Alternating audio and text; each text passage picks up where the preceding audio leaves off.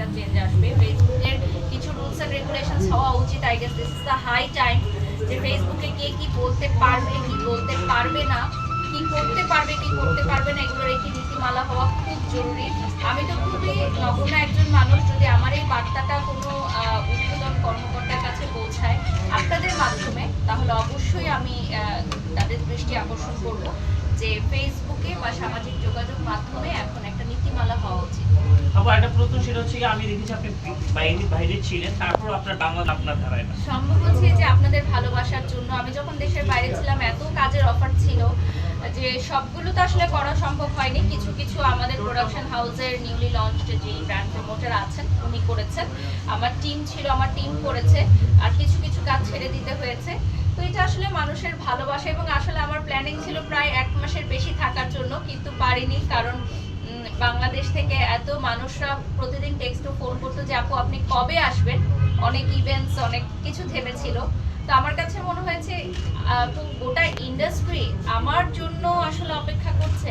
আমি আসলে না বাইরে গেলে বুঝতে পারতাম না, যদি ছুটিতে না যেতাম তাহলে বুঝতাম না যে আসলে আমাকে তারা কতটা ভালোবাসে বা রেসপেক্টের জায়গা থেকে। তো আমার কাছে মনে হয় যে মাঝে মধ্যে দূরে যাওয়া উচিত ভালোবাসাটা বোঝার জন্য।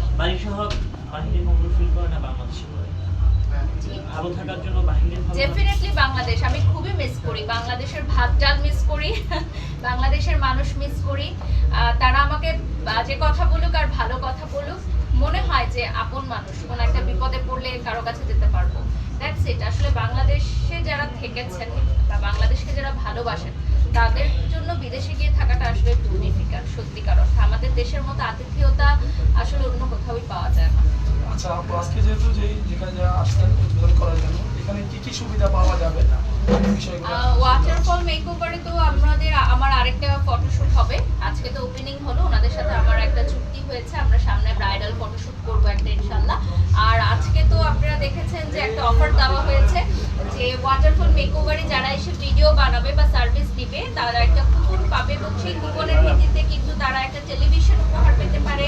এছাড়া আরো অনেক আকর্ষণীয় পুরস্কার আছে, ডিনার সেট আছে। সেটার জন্য আমি অনেক এক্সাইটেড যে আসলে কে পেতে চলেছে। আর আমাদের নিজের সাংস্কৃতিক অনুষ্ঠান হচ্ছে, এই ঝড় বৃষ্টির মধ্যেও অনুষ্ঠান হচ্ছে, সেটা ভালো লাগছে যে সবাই এসেছে।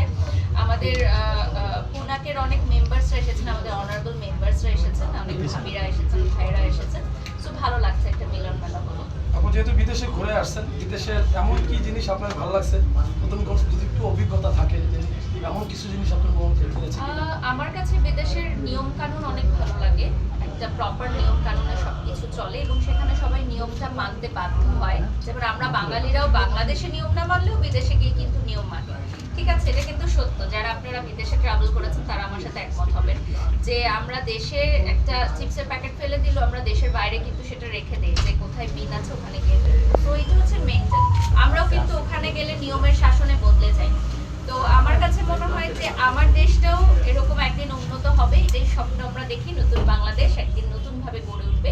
এটা শুধু আমি একা পারবো না, বা আমাদের ঊর্ধ্বতন কর্মকর্তারা যারা আছেন তাদের গাফলতি সবসময় দিলে হবে না। আমাদের প্রত্যেকের জায়গা থেকে নিজকে পরিবর্তন হতে হবে, আদারওয়াইজ এটা কখনোই হবে না।